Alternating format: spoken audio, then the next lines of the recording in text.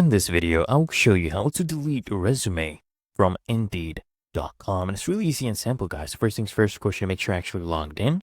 And if you are, what you're going to do is come here at the top right, you will see your profile icon. Just click on this right here. And under your email, you'll see this first option right here that says profile. Go ahead and click on this and wait for it to redirect you to the next page. Now, under your name, you'll see the first option that says resume, and you'll see a PDF attached to this.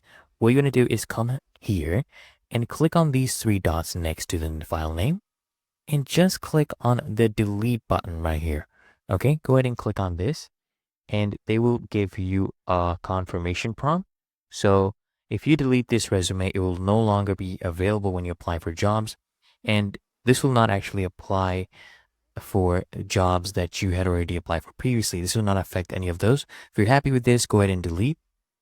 And it's really that easy and simple. As you can see right here, file successfully deleted.